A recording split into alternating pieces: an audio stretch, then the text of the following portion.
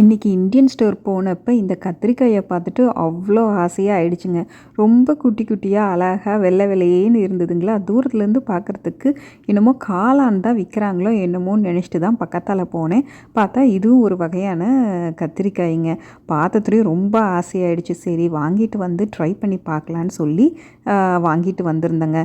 இதுதான் ஃபஸ்ட் டைமுங்கிறனால சிம்பிளாக வந்து எண்ணெய் கத்திரிக்காய் பொரியல் மட்டும் செஞ்சிடலாம். ஏன்னா எப்படி டேஸ்ட்டு இருக்குதுன்னு தெரியாமல் குழம்பெல்லாம் செய்ய வேணான்னு சொல்லிட்டு எண்ணெய் கத்திரிக்காய் தாங்க செய்ய ஆரம்பித்தேன். இது செய்கிறதும் ரொம்ப ஈஸிங்க. கத்திரிக்காயை நாளாக கட் பண்ணிவிட்டு ஒரு வடச்சட்டியில் கொஞ்சம் எண்ணெய் கொஞ்சம் உண்டுனா ஊற்றிட்டு எண்ணெய் கொஞ்சம் சூடான பிறகு இந்த கத்திரிக்காயெல்லாம் போட்டு ஒரு நல்லா வணக்கிடணுங்க. இது வணக்கிறனால வந்து கத்திரிக்காய் வந்து உடையாது. அதனால் இந்த மாதிரி வந்து எண்ணெயில் நல்லா வணக்கிட்டு ஒரு அரை கிளாஸ் டு 3/4 கிளாஸ் தண்ணி மட்டும் ஊற்றிட்டு சாம்பார் பொடி, அப்புறம் இந்த காஷ்மீரி சில்லி பொடி, அப்புறம் உப்பு இதெல்லாம் மட்டும் போட்டு ஒரு 10 to 12 மினிட்ஸ் மட்டும் சிம்மில் வச்சு அப்படியே வேகட்டும்னு விட்டுட்டேங்க.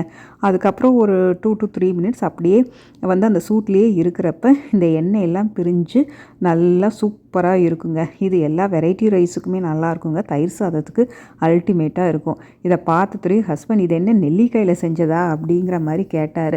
ஏன்னா அவ்வளோ க்யூட்டாக டேஸ்ட்டுமே சூப்பராக இருந்ததுங்க. உங்களுக்கு இந்த மாதிரி இந்த வெள்ளை கத்திரிக்காய் கிடச்சிதுன்னா இந்த ரெசிபியை ட்ரை பண்ணி பாருங்களேன். ஓகேங்க, அடுத்த வீடியோவில் பார்க்கலாம். வாழ்க வளமுடன், வாழ்க வையகம்.